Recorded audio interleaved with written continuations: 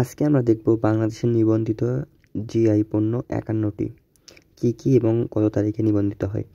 বাংলাদেশের প্রথম জিআই পণ্য হচ্ছে জামদানি শাড়ি, আবেদন হচ্ছে ১ সেপ্টেম্বর ২০১৫-তে হয়। তারপর হচ্ছে দ্বিতীয় হচ্ছে বাংলাদেশ ইলিশ, তৃতীয় হচ্ছে চাঁপাইনবাবগঞ্জের ক্ষীরাসাপাত আম, চতুর্থ হচ্ছে বিজয়পুরের সাদামাটি, পঞ্চম হচ্ছে দিনাজপুরের কাটারিভোগ, ষষ্ঠ হচ্ছে বাংলাদেশ কালিজিরা, ৭ হচ্ছে রংপুরের শতরঞ্জি, ৮ হচ্ছে রাজশাহী সিল্ক, ৯ হচ্ছে ঢাকার মসলিন, ১০ হচ্ছে রাজশাহী চাঁপাইনবাবগঞ্জের ফজলি আম, ১১ বাংলাদেশের বাগদা চিংড়ি, ১২ নম্বর বাংলাদেশের শীতলপাটি, ১৩ নম্বর হচ্ছে বগুড়ার দই, ১৪ নম্বর হচ্ছে শেরপুরের তুলসীমালা ধান, ১৫ নম্বর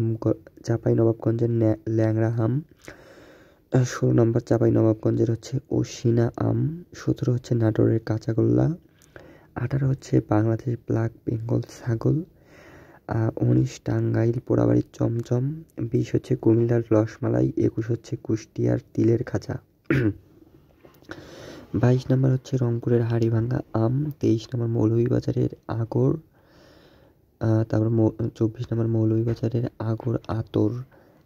১৫ হচ্ছে মুক্তাগাছের মন্ডা, ২৬ হচ্ছে যশোরের খেজুরের গুড়, ২৭ হচ্ছে নরসিংদীর অমৃতসাগর কলা, রাজশাহীর মিষ্টি পান, গোপালগঞ্জের রসগোল্লা,